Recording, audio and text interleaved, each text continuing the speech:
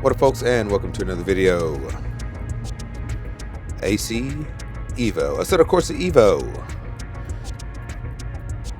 This is the second day.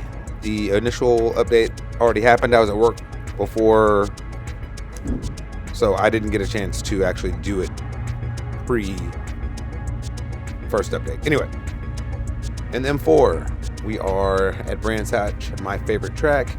And we're just going to run around and see what this feels like. Like, subscribe, share. And I'm not really going to go over the same things that everyone else has done with these reviews.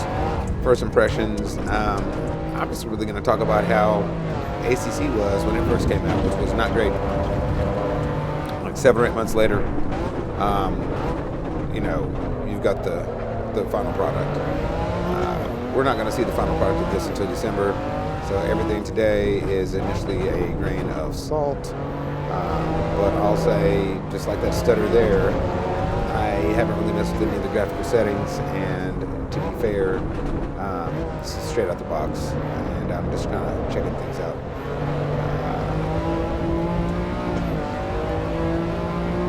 I have a SimiCube 2.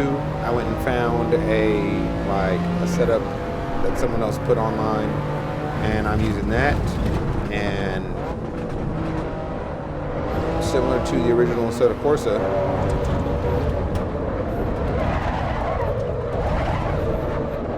this feels great. It feels natural. I usually don't go hot lapping just to hot lap, but even this being early access, I really haven't been able to put it down. I initially got it, I'm gonna let my kids get on this, and I'll teach them how to drive. There's gonna be like a whole tutorials mode, just like with the Gran Turismo, But unlike Gran Turismo, when it comes to the physics, this is really good.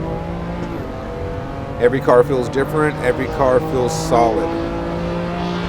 Every car feels like time went into it, and the road cars feel different than something with downforce, or a proper race car. It's a totally different feeling. It makes you want to push. Like, the car makes you feel as if you can push just like in real life, and just like in real life, people are wrapping cars around telephone poles, and on this, one lapse of judgment, just like with Admit. I call myself having it, you know what I'm saying, right then.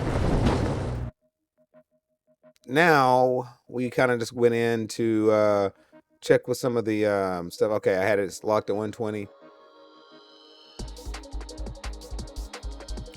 14900K, 4090. So we're running the MSI Supreme X Liquid for the 4090, and not overclocked at all. I call myself using the GeForce Experience to have the overlay with all the stats, which I actually had working earlier with frames per second and everything. I thought it was on and recording, but turns out you couldn't see it, so I'll have to figure that out. But I took some time just kind of messing around with this stuff. And then I was like, you know what? I don't really care. I really am enjoying the force feedback right now. And what we'll do is we'll come back and do another video on the actual graphical settings, because as I optimize it, all this is going to change anyway. I'm not going to spend any time really worried about this. If there's something that you see here that I've done that totally needs to change, let me know. But outside of that, the level of detail, I've got everything on ultra. And apparently there's no difference between high and ultra, so moving forward, I guess I'll go put it back on high. Now, we wanted to go ahead and see what it's like with the AI, which, remember folks, the AI is learning.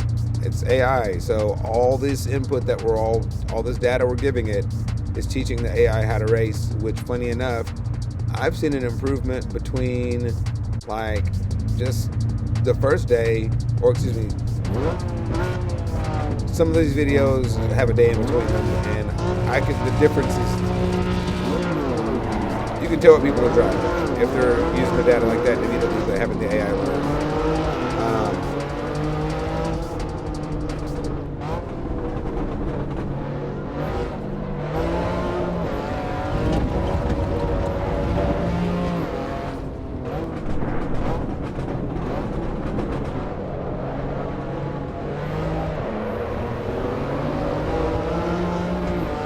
at this point, you did purchase a complete game, but you're going to get it in fragments over an 8 to 9 month period. In that time, you are a game tester. Anyone that has this game right now, you are a game tester. You are testing this title, but you get to also play it. And you get to give feedback. So the things you love about it, you give feedback and they will implement it.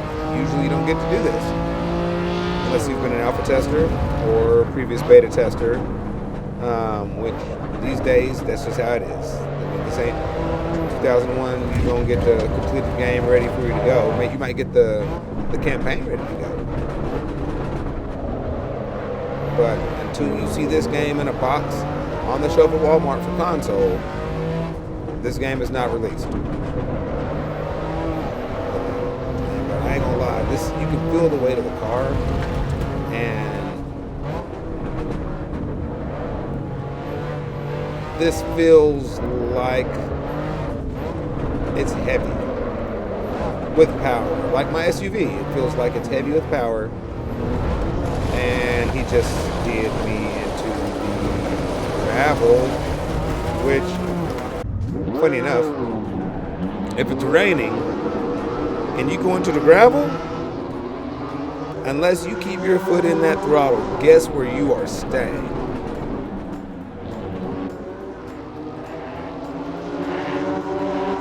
Now, you know I love iRacing, and you've seen me playing LMU, which also has fantastic force feedback.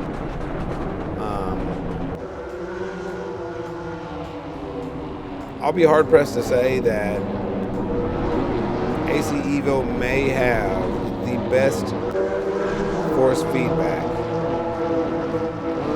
outside of possibly like R Factor Pro.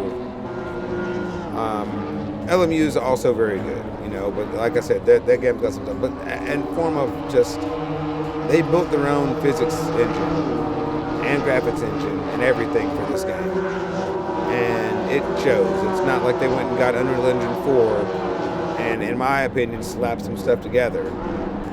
Like, this is, it's proper. Like, look how, it's so natural, man. Like, you feel it. And I did do a little bit of customization on this. I love me a nice bronze rim, bronze or gold, with that purple. You know what I'm saying? But, again, day 2. It's not the smoothest thing ever. A lot of refinement needed. But at the end of the day, this is a very, very fun sim that will be a sim. This is not going to be a Forza Horizon situation. This is, how is he? And he did. This is not a Forza situation. There's going to be some elements, that you'll be able to, free roam and whatnot, but the force feedback will set it apart. And it looks like just there will be VR support, so that's going to set it apart. Triple support, that'll set it apart. So we are in the Cup car.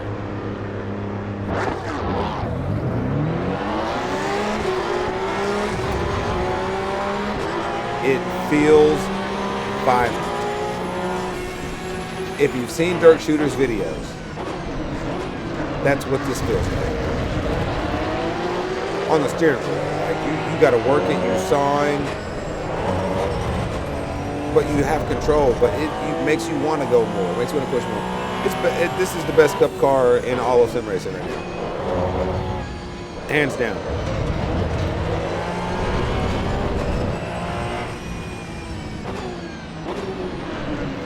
And if anyone thinks that it's all gimmicky or whatever, I would say use your 3 hours that you have for Steam. Buy the game or the early access.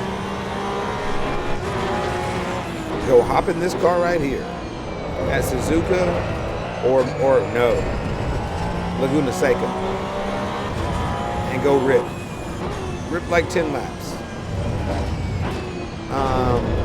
The setup isn't as bad as people are saying. They are even fixing that stuff in the patch. But go check it out. And then, I don't think you'll be returning it. Because what you got to remember is you're getting it for $31 US dollars. And that $31 will jump to like $49 or $59 by the time this game is matured, and we're hitting January 2026 and it's out for the holiday.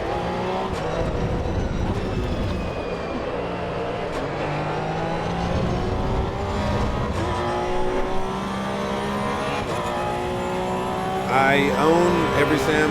I've tried and put hours into every sim. I have a SimiCube 2. I have the Sport, but I run it at like 14 newton meters, which is all you need. And even on this sim, I'm running it at like 45%. And it is detailed. The cars feel like they have weight to them. Like, I tried to catch that because I felt it coming, but I just gave it too much throttle and it spun me around.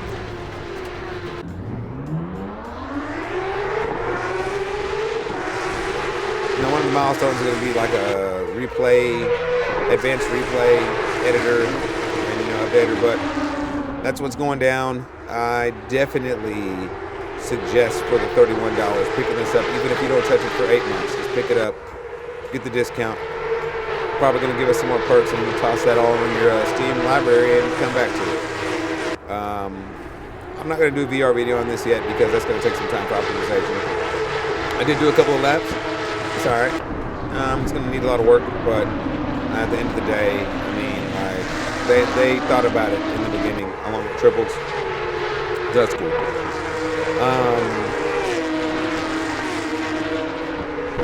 And again, force feedback. I know you can flat spot tires. I know there's all that kind of stuff, but like, share, subscribe, and share the content. I hope this isn't another video where I've said the same thing as other people.